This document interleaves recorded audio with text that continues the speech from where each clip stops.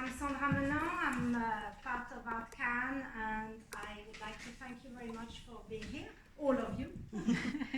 I have a few notes, not many.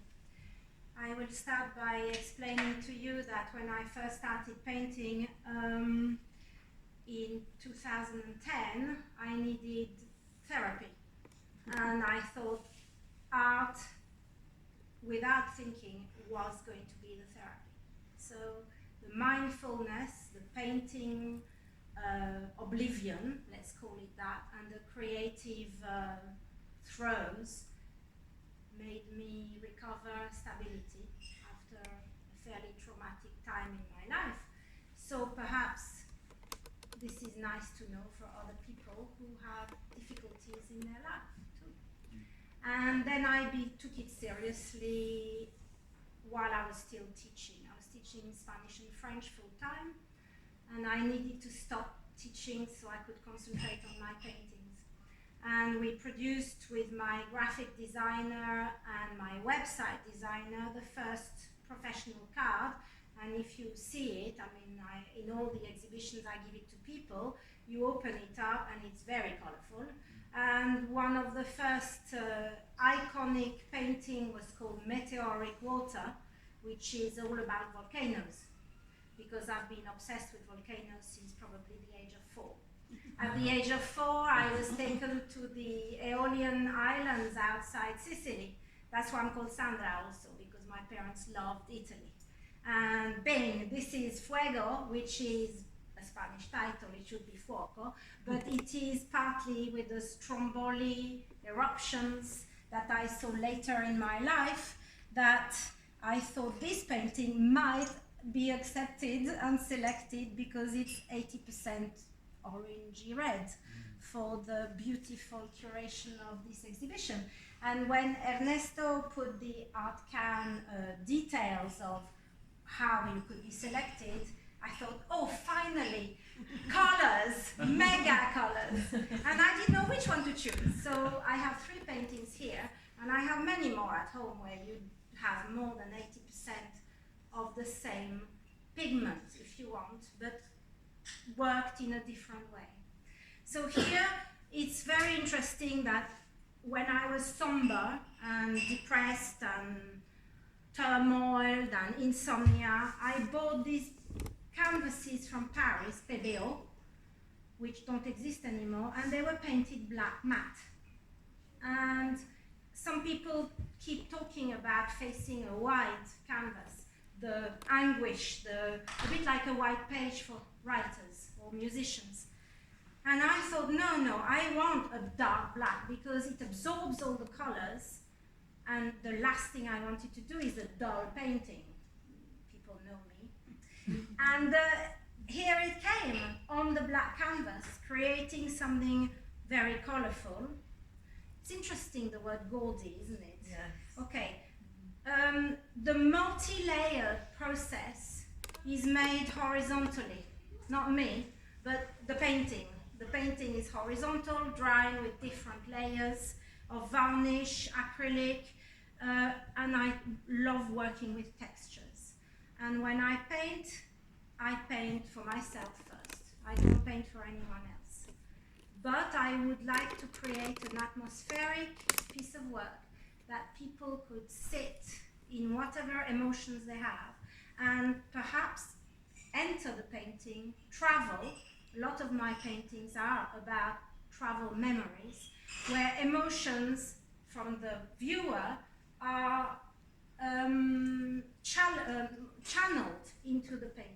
So it's my work coming out, but I like the fact that there is an interaction with the people who look at the work and how it appeals to you and your emotions. So you will see that in my website there is a lot of volcanic paintings, which, as I explained, is probably something to do with my temperament as well. So I am a colorist, big time. So thank you, Ernesto, because I thought this was the first chance I had to present a work that had so much color. You will notice, obviously, the volcano, but also the moon. The moon motif is fairly obsessive. It comes from Japanese compositions where, you know, Hiroshige, Aokuzai, there's always a moon, which is it's halfway out also. I can't help it, it comes back. In all my abstracts, in my semi-abstract, there is a round motif that might appeal to you. I'm very lucky to have art practice full-time, and I have a lovely husband who is here tonight who produced a QR code. QR code, that's fantastic. So I'm going to glue it with a bit of glue tag there, and then you can go bling and go into my website. My website is been worked on during lockdown a lot, so that not only does it show the work or explain the inspiration behind the painting, but also where I come from, who I am, my background. My family background is quite amazing, and I'm very touched still now to be able to paint, because my great-grandfather was a painter in Paris, and it's been passed on. So the skills haven't been passed on, but the passion and the eye for aesthetic and colors. And I think all my life I was surrounded by exhibitions, and when I traveled a lot, I want to render not a photo, not a landscape, but the emotion I had there. And my paintings are that. Voila, so mostly you will see me in some exhibitions of ArtCan, where I've been very lucky to be selected. So there is a large abstract in the Shard. There is a semi-abstract in the News Building, which is from a trip in India using Indian yellow, which is so beautiful.